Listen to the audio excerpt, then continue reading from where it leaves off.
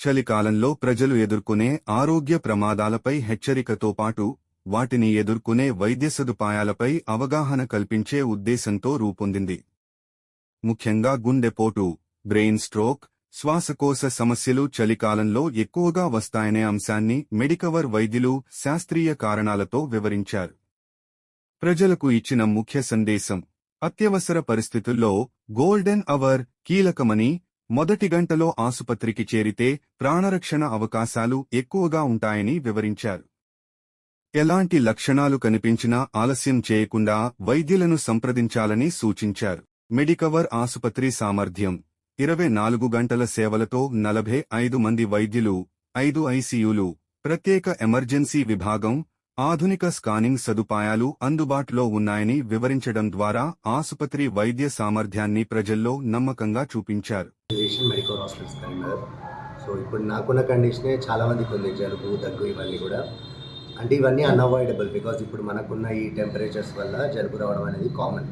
But వచ్చాక next ఎట్లా జాగ్రత్తలు తీసుకోవాలి, ఎందుకంటే నాకు సార్ చెప్పినట్టుగా ఎవరికైతే షుగర్ అన్కంట్రోల్డ్ ఉండిందో, ఎవరికైనా ఆస్తమా లేదా గుండె జబ్బులు ఉండిందో, లేదా సిగరెట్ అలవాటు ఉన్న వాళ్ళు, ఈ టొబాకో అలవాటు ఇట్లాంటివి ఉన్న వాళ్ళందరికీ కూడా ఏంటంటే ఈ చిన్న ఇన్ఫెక్షన్స్ కూడా పెద్దగా నంజులాగా తయారై మళ్ళీ పెద్ద ప్రాణాపాయ స్థితిలోకి వెళ్ళచ్చు.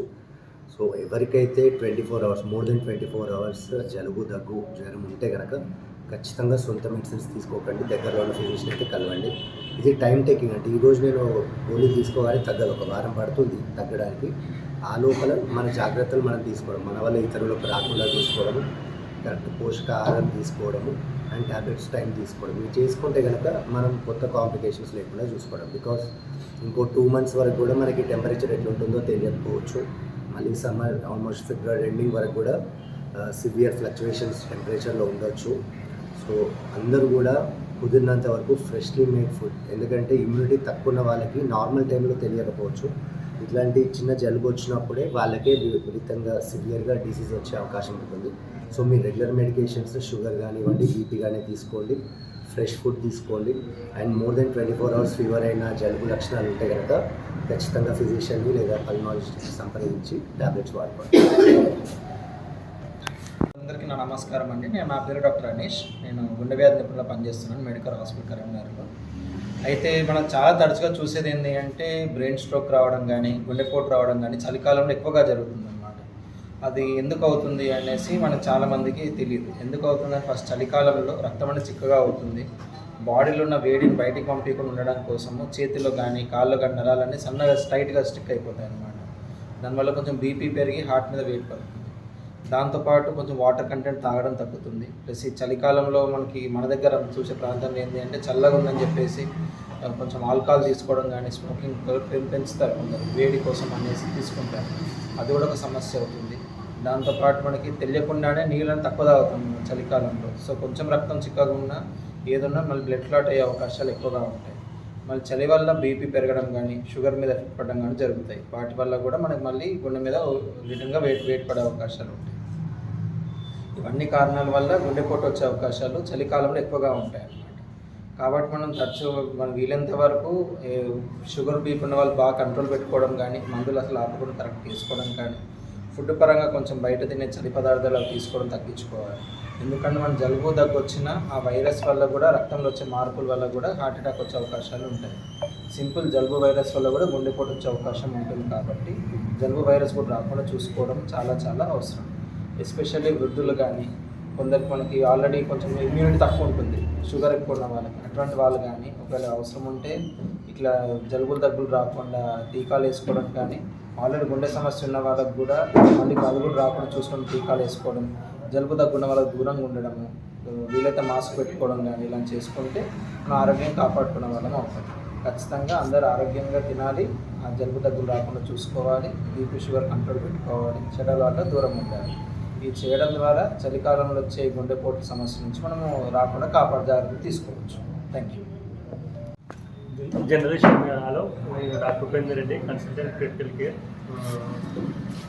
చెప్పాలంటే ఆల్రెడీ అందరూ మాట్లాడున్నారు. క్రిటికల్ కేర్ గురించి అనేది చాలామందికి ఐడియా ఉండకపోవచ్చు. అంటే మామూలుగా ఏమంటారంటే ఐసీయూ డాక్టర్ ఏమంటారు, జనరల్ అంటే అంటే ఏం చేస్తారు రొటీన్ అనే కొన్ని అనుమానాలు ఉంటాయి అందరికంటే అవగాహన అంత తక్కువ ఉంటుంది. కాబట్టి ఇదేంటి అంటే యాక్చువల్లీ ఐసీయూలో ఇప్పుడు మనం రొటీన్గా మా దగ్గర ఎన్ని ఐసీయూలు ఉంటాయంటే మా దగ్గర 4-5 ఐసీయూలు ఉంటాయి. ఒకటి మెడికల్ ఐసీయూ అంటారు, 2 సర్జికల్ ఐసీయూ ఉంటాయి, కొన్ని కార్డియాక్ ఐసీయూ ఉంది, న్యూరో సర్జికల్ ఐసీయూ, సిటీ అన్ని ఐసీయూ సపరేట్. అంటే ఏ రకమైన పేషెంట్స్ ఆ రకమైన ఐసీయూలోనే మేనేజ్ చేస్తాం. ఇప్పుడు మా దగ్గర ఎలాంటి టీం ఉంది ఎలా అని చెప్పాలంటే మా దాంట్లో మేము 5 ఉన్నాం critical care doctors. Only ICU చూసుకునే వాళ్ళం 5 ఉంటాం. మొత్తం మెడికల్ హాస్పిటల్లో మొత్తం 30 మంది కన్సల్టెంట్స్ ఉంటారు, డాక్టర్స్ 45 మంది ఉంటారు మొత్తం హాస్పిటల్లో. ఇప్పుడు కరీంనగర్ మెడికల్లోనే 45 మంది డాక్టర్లు ఉంటారు. అందులో ఓన్లీ 30 మెంబర్స్ కన్సల్టెంట్స్ ఉంటాం. అందులో 5 doctors only exclusive for critical care, అంటే ఐసీయూ చూసుకునే వాళ్ళు 5 ఉంటారు.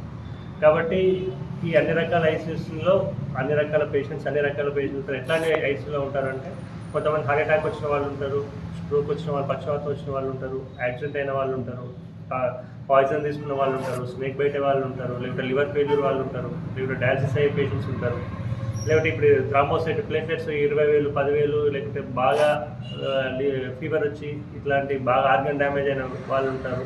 రకరకాల పేషెంట్స్ ఐసీయూలో ఉంటారు, అన్ని రకాల పేషెంట్స్ ఐసీయూలో ఉంటారు. అంటే ఇది ఒక స్పెసిఫిక్గా ఒక బ్రాంచ్ వాళ్ళని చూసేది కాదు, అన్ని రకాల బ్రాంచ్లు అన్ని రకాల కేసులు ఇక్కడ చూస్తుంటాం.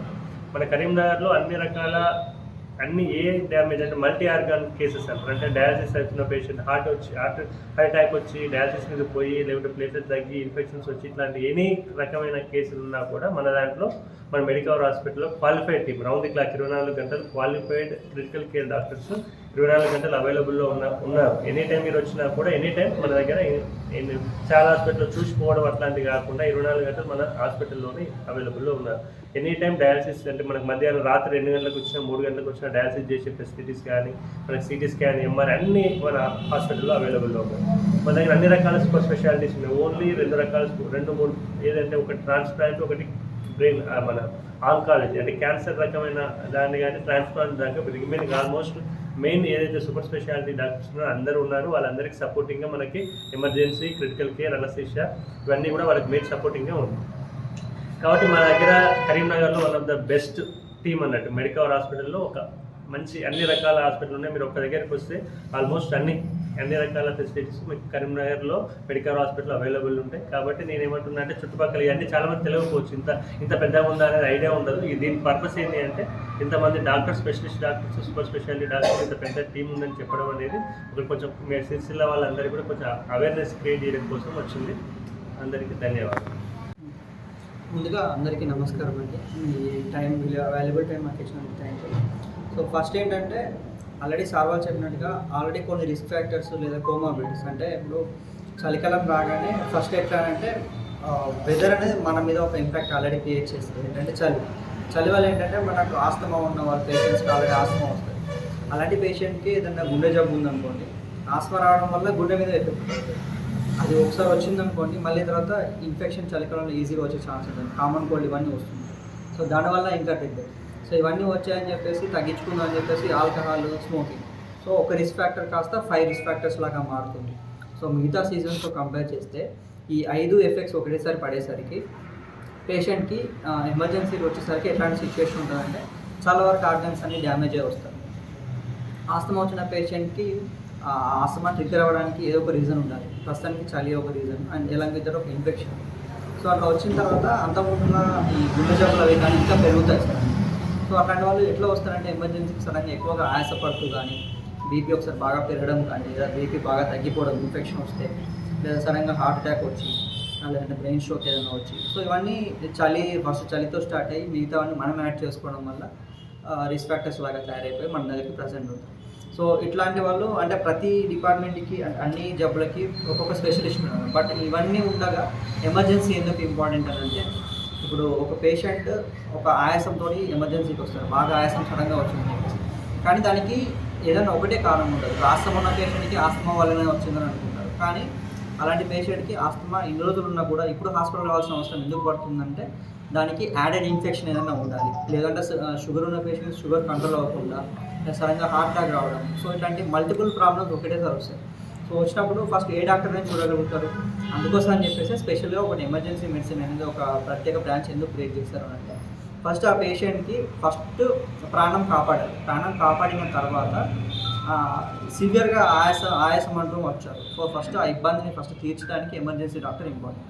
So first 1 hour is golden period for any disease. అంటే సడన్గా వచ్చిన ఏదైనా సరే, ఇప్పుడు హార్ట్ అటాక్ అనుకోండి, వీలైనంత తొందరగా హార్ట్ అటాక్ సంబంధించిన ఇంజెక్షన్ కానీ, లేదంటే ఇమీడియట్గా మనకు స్టంట్ వేయడానికి దానికి ప్రిపేర్ చేసి పెట్టడం కానీ, లేదంటే బ్రెయిన్లో స్ట్రోక్ వచ్చిన పేషెంట్కి ఇంజెక్షన్ వితిన్ 4.5 hours ఇంజెక్షన్ ఇవ్వచ్చు. దానివల్ల తొందరగా రికవర్ అయ్యే ఛాన్స్ ఉంటుంది. లేదంటే సర్జరీ అవసరం పడింది అనుకోండి, ఇమీడియట్గా స్కాన్ తీసుకెళ్ళడం కానీ, లేదంటే స్పృహ బాగా తక్కువగా ఉన్న వాళ్ళకి ఊపిరి తీసుకోవడం ఇబ్బంది అవుతుంది.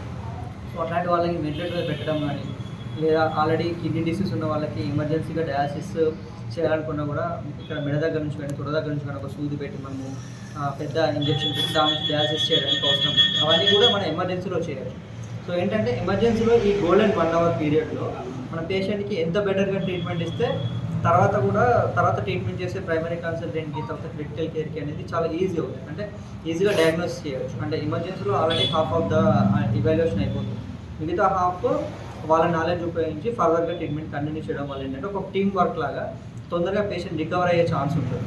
సో ఓవరాల్గా అన్ని డిపార్ట్మెంట్స్ కలిసి వర్క్ చేస్తే అండ్ బెటర్ అవుట్కమ్ ఉంటుంది. అండ్ ఫస్ట్ ఇంకా ఎలాంగ్ విత్ దట్ ఇప్పుడు మనం మెడికల్ గురించి మాట్లాడుకుంటాం, at the same time trauma గురించి మాట్లాడుకుంటే రోడ్ ట్రాఫిక్ యాక్సిడెంట్స్ అంటే ఇప్పుడు ఈ రోజే చూసాం. మనకు ఇన్ని రోజులు ఉన్నట్టుగా సడన్గా ఈరోజు సిరిసిల్లలో వెదర్ చాలా మారింది. నేను రోజు సిరిసిల్లలో ట్రావెల్ చేస్తున్నాను.